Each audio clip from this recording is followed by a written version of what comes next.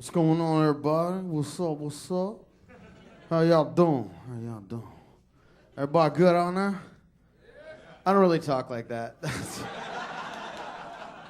I just want to see how far I can take it. It's my safe voice. Keeps me out of trouble in Atlanta. I'm not even black. I'm not. That's the black guys laughing. They're like, oh, fuck. I almost dropped the N-bomb on that guy. I almost wasted one. There's a quota. I date a black girl, so there is a quota.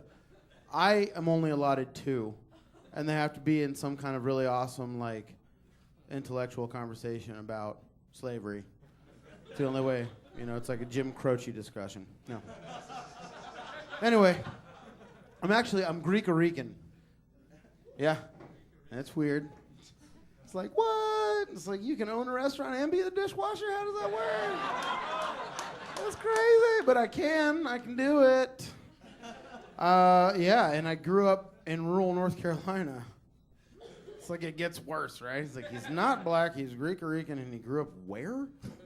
That's right, I was the Hunger Games. Cue to drink beer. Yeah, no, the way to get through that, though, is you got to have, like, a really badass dad, and my dad was awesome.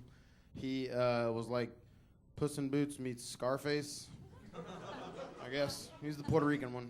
So, yeah, I'd come home kicking dirt all the time, pissed off, because nobody in rural North Carolina in my tiny little town was all about the brown. They weren't. No, they weren't. Don't awe that. It's true. They're racist. It's okay. They were. They're like, I don't understand that, and I don't want anything to do with it. It's fat, and it's brown, and it's furry. It's like Grimace in a fur coat. And I just don't want it to. And, you know, so I dealt with that all the time. So I'm coming home because I'd asked like 13 girls out to prom and got no's all around, so I'm pissed now. And I come in the door, and then my father, he's trying to build me up, you know. So I'm like, come in the door, Pop's like, son, let me talk to you for me. I'm like, what? Maybe you're gonna want to sit down for this because I have a big question for you. I say, okay, Pop, what's up?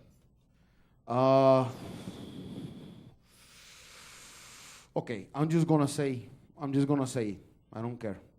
Are you a faggot? What? Are you a faggot? Are you gay? No. Why would you say that? Because you're not bringing any pussy around here. I was like, what the fuck? I bring a lot of pussy around here. It's in paper form. And just for the ones in the back that don't get it, before the internet, there were these publications where you had to use your imagination and to jack off. Awkward. Yet black strip clubs are awesome because the chicks move around really fast and awesome. And so when you have like a black publication, you just have to shake the magazine and like switch hit, you know. I didn't have a mic back then, so I wouldn't have had to switch hit. I just stayed with the stranger the whole time. I'm right-handed. Everybody gets that one?